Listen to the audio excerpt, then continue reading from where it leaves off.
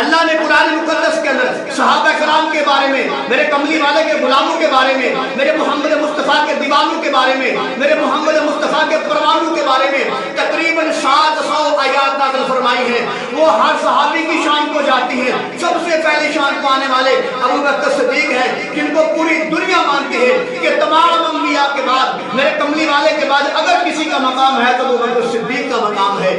قرآن کہتا ہے اولئک علی ھدی من ربہم، ابو بکر ہدایت پر ہے۔ اولئک هم المفلحون، ابو بکر کامیاب ہے۔ اولئک هم المتقون، ابو بکر متقی ہے۔ اولئک هم الراشدون، ابو بکر ہدایت یافتہ ہے۔ اولئک هم المؤمنون، ابو بکر مومن ہے۔ اولئک هم المؤمنون حقا، ابو بکر پکا مومن ہے۔ اولئک هم المتقون، ابو بکر متقی ہے۔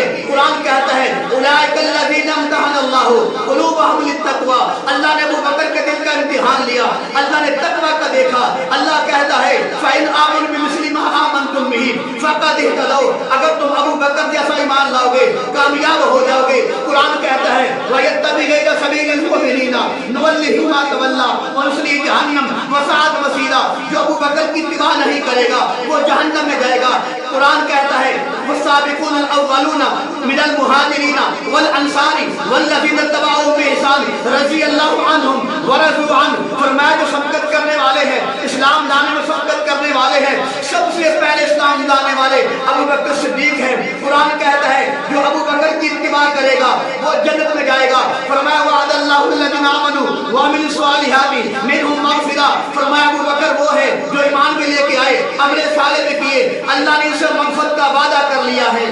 قرآن کہتا ہے ان اللہ اشتری من المؤمنین انفسهم واموالهم بان لهم الجنہ، ابو بکر صدیق نے اللہ سے اپنی جان اور مال کے بدلے جنت کا سودا کر لیا ہے۔ قرآن کہتا ہے اولئک حزب اللہ، ابو بکر اللہ کی جماعت ہے۔ قرآن کہتا ہے وعد اللہ المؤمنین والمؤمنات جنات تجری من تحتها الانہار، اللہ نے مومن مردوں سے جنت کا وعدہ کیا ہے۔ ابو بکر مومن ہے، اسے اللہ نے جنت کا وعدہ کیا ہے۔ قرآن کہتا ہے وَأُدْخِلَ الَّذِينَ آمَنُوا وَعَمِلُوا الصَّالِحَاتِ جنات تجری من تحتها الانہار، اللہ ان لوگوں کو جنت میں داخل کرے گا جو عمل صالح کرتے ہیں۔ ابو بکر نے عمل صالح کیے ہیں، اللہ ان کو جنت میں داخل کرے گا۔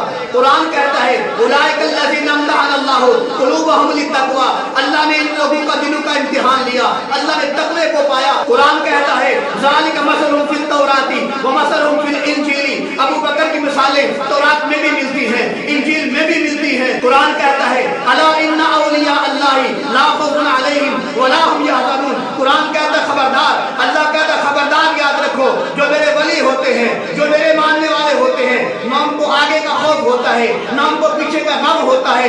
ابو بکر اللہ کا ولی نہیں تو پھر دنیا میں کوئی ولی نہیں، ابو بکر اللہ کا ولی ہے، سب سے پہلا ولی ہے، نہ ان کو آگے کا خوف ہے نہ ان کو پیچھے کا غم ہے۔ قرآن کہتا ہے ان الذین قالوا ربنا اللہ ثم استقاموا، وہ لوگ جن لوگوں نے کہا کہ اللہ ہمارا رب ہے، ثم استقاموا، پھر وہ ڈٹ کے تتنزل علیہم الملائکہ، پھر اللہ ان پر فرشتے نازل کرتا ہے اللہ تخافوا ولا تحزنوا وابشروا بالجنۃ التي کنتم توعدون۔ پوری آیت میں قرآن کہتا ہے ابو بکر کے لیے جنت کی بشارت ہے۔ قرآن کہتا ہے ثانی اثنین اذ ہما فی الغار، جب وہ غار میں دونوں تھے، بتاؤ غار میں دونوں کون تھے؟